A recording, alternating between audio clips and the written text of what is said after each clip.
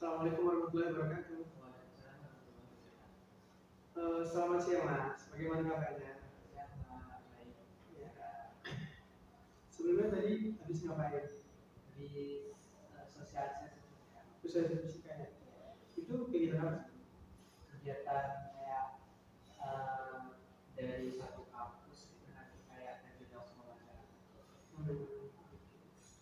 Oke Mas, terima kasih ya sudah menyempatkan waktunya di sini.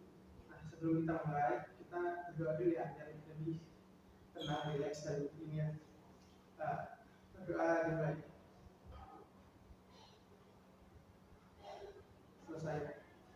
Baik, sebelumnya terima kasih saya ucapkan Mas menyempatkan waktunya di sini dan memenuhi untuk melakukan konseling individu pada hari ini. Nah, sebelumnya Mas sudah pernah nggak ikut kegiatan semacam ini atau pernah memberikan untuk melakukan layanan konseling individu sebelumnya? Sebelumnya itu pengen tapi kayak nggak sampai terus gitu, kayak maksudnya kayak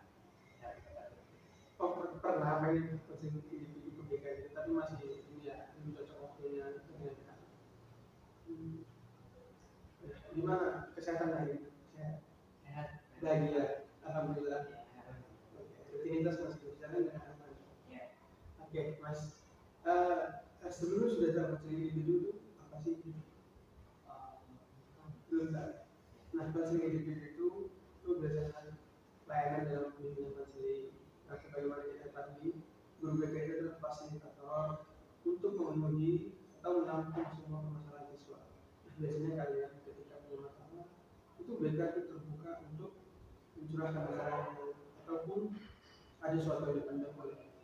Dan konseling individu itu tujuan untuk menyelesaikan masalah kalian secara individu yang mana itu mungkin sifatnya rahasia, mungkin kalian masih kurang terbuka sama orang lain atau masih canggung untuk mengungkapkannya sama orang tua dan lain-lain.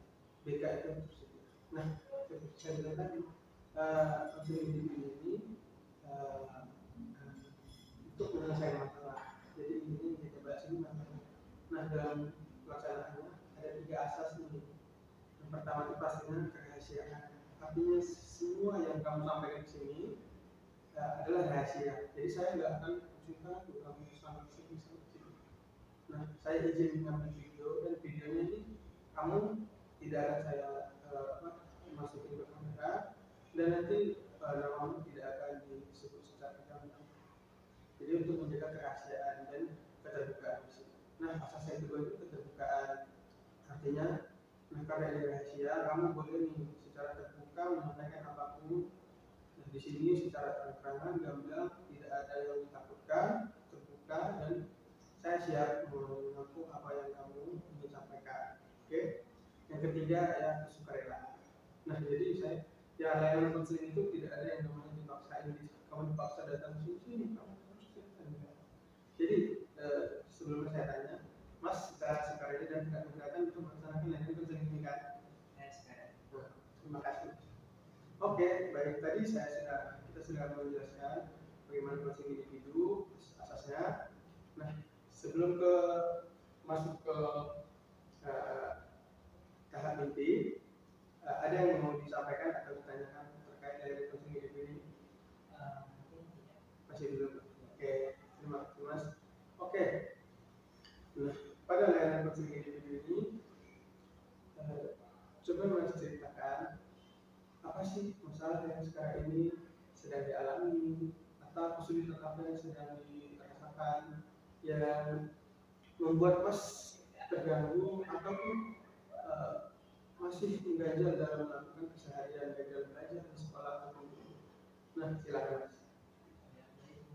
Ini masalahnya itu dari masalah sekolah itu dalam bersosialisasi dan yang berhubungan dengan interaksi dengan orang. Itu saya tuh masih grogi kalau misal saya ketemu orang baru terus ngobrol gitu kan, saya masih grogi. Terus kayak misal ada ketemu organisasi terus saya mimpin itu nanti tiba-tiba saya tuh kayak keringet dingin gitu, kayak gimana ya, grogi gitu, kayak cemas banget gitu. Tiba-tiba kata-kata saya Oh, oke. Biasanya kamu mengalami seperti itu pas apa gitu misal? Pas dalam keadaan apa gitu? Kamu mengalami situasi seperti itu? Eh, mungkin setelah apa ya, pas aku tuh kan ini pernah jadi, bukan pernah jadi kayak, ya jadi ketua panitia itu. Nah kan tugas panitia ketua panitia itu kayak memandu, terus kayak jadi ya memandu teman-temannya untuk menjalankan suatu kegiatan seperti itu. Nah setiap kali memandu itu kan pasti kita kayak ngobrol di depan banyak orang, terus kayak kita tuh kayak berinteraksi secara langsung mata dengan mata, dan itu saya tuh kayak ditatap gitu di depan banyak orang, terus kayak tekanannya besar gitu. Saya tiba-tiba kayak merasa introversi, terus kayak jadi grogi gitu kayak. Menurut kamu seberapa besar hal ini mengganggu dalam kamu beraktivitas sehari-hari di sekolah?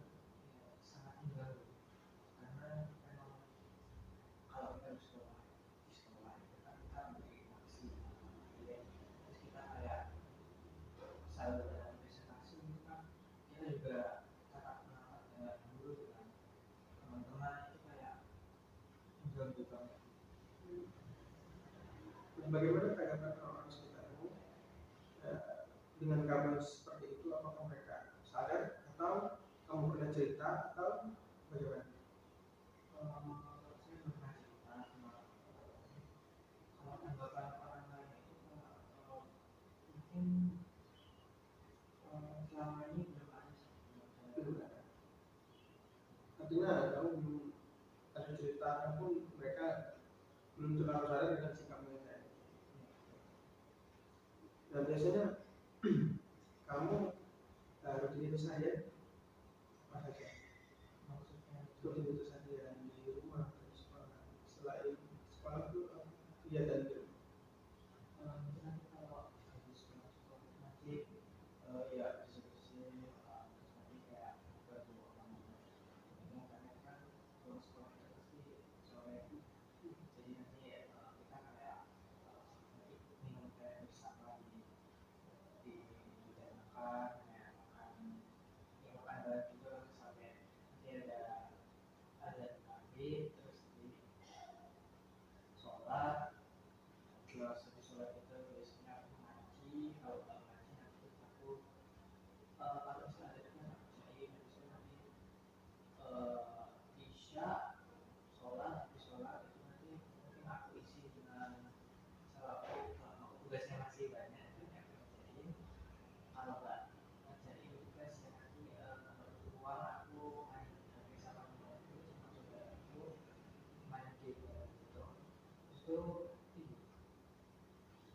Terus kalau langsung orang tua terhadapmu gimana? Apakah usaha keras atau usaha keinginanmu?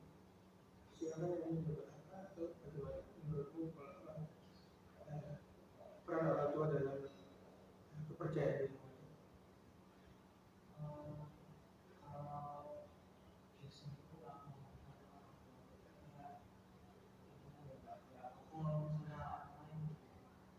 Jadi mungkin karena ini orang tuaku itu kan bapakku itu kayak nikahnya nikah tua ya, kayak udah dewasa gitu, kayak umur 30 baru. Nah itu kan juga pakai bapak itu kan dari generasi sebelum kan biasanya teman-temanku sendiri itu kayak orang lain yang masih muda, masih seperti saya gitu. Nah tapi kan udah didikan aku tuh kayak didikan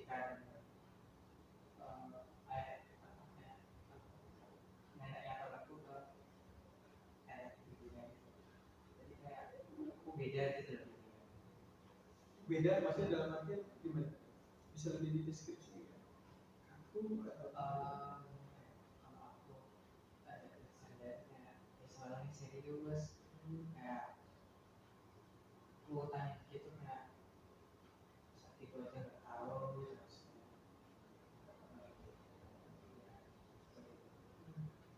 nah biasanya kalau kamu di rumah atau di rumah kalau misalnya bertanya sesuatu atau mengalami suatu masalah, kamu cerita itu biasanya responnya yang gimana gitu, atau yang kamu bisa atau gimana? Jangan kamu cerita masalah itu, ya kamu punya masalah, terus kamu cerita nggak di rumah atau kamu cerita tapi responnya bagaimana?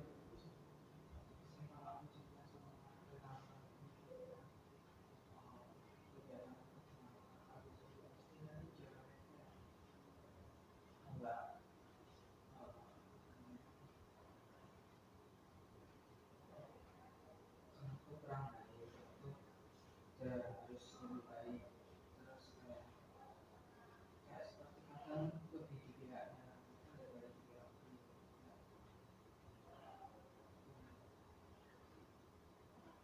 Ya, kurang masuk ke perspektif itu. iya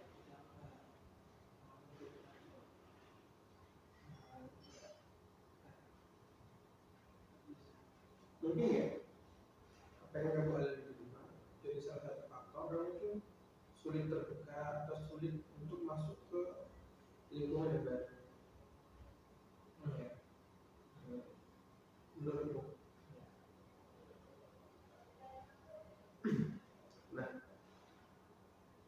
sebagai kamu, apa yang kamu harapkan sih dari untuk kepercayaan dirimu? Misalnya, apa yang kamu harapkan, perlakuan seperti apa sih yang kamu harapkan, misalnya di rumah atau di rumah deh, karena tadi dari yang kamu sampaikan dan juga dari yang saya lihat,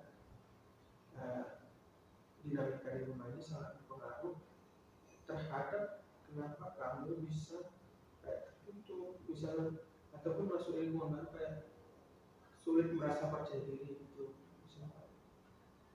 Nah, bagaimana yang sebenarnya kamu harapkan itu gimana sih yang bisa apa yang buat kamu merasakan kok beda gitu kok aku ini gitu sehingga nggak percaya diri. orang juga itu nanti berat siang malamnya pasti kita akan di bawahnya pengennya ada mungkin pas aku belajar aku juga di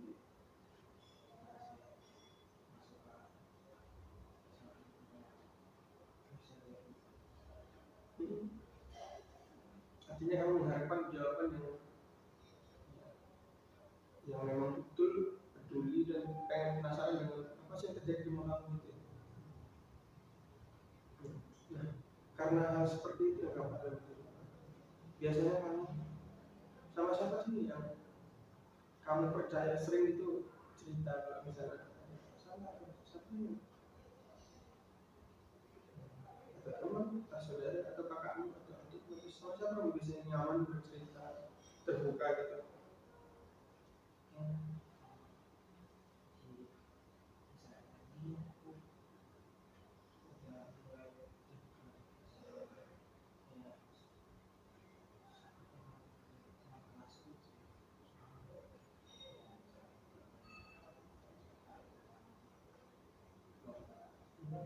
Terbukanya tapi saya yang diceritakan itu ini seperti apa, ada yang bagaimana diceritakan.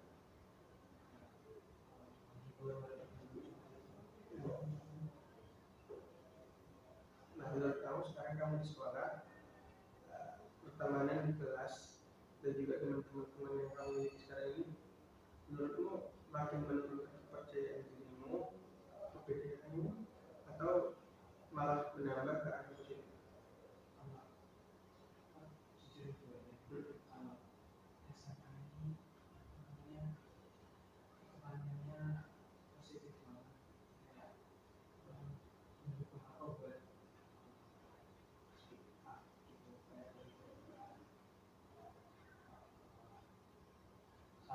dulu SMP itu kayak aku nggak bisa beli apa dan dulu itu kayak sukanya ngebully aku kayak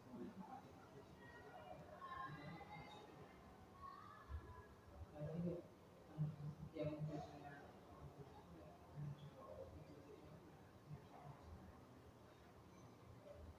aku gaul sama cowok Ya, masih ada di SMP nah kalau di situ boleh nggak diceritain kalau kamu di proses SMP bagaimana sih apa yang kamu alami gitu, gimana circle-nya pertemanan itu gimana, apa seperti yang kamu rasakan? itu kan pas COVID ya itu yang awal masuk sih ya aku juga coba yang baru itu tapi ya meskipun aku udah bisa ya seperti cuman pas kelas kelas terus dia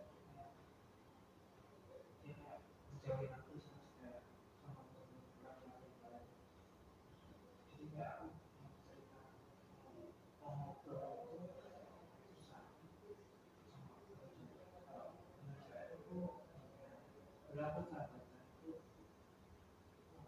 kalau ada orang itu berjalan itu yang cowok itu kayak di gitu kayak gimana ya kayak yang cowok yang lain nggak mau deketin aku tapi deketin aku kalau aku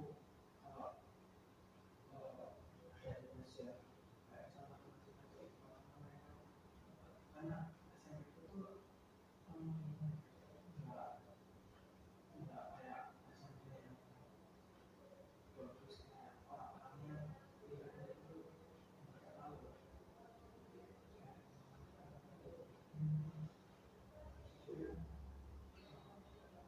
kalau aku ke nggak nyambung sama mereka Menurut apa kalau mereka menjauh itu menurut itu karena apa menurut yang kamu rasakan karena apa sih mereka jauh aku terlalu serius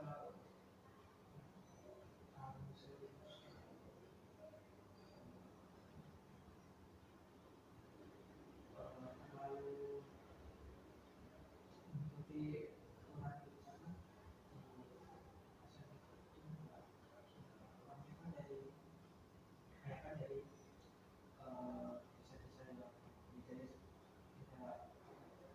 general kayak ke apa gitu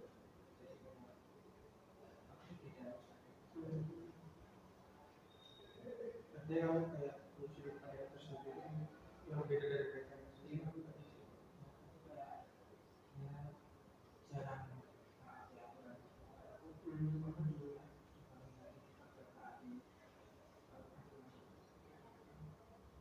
ya jadi udah Itu pertemanan kamu. Nah, sekarang perubahannya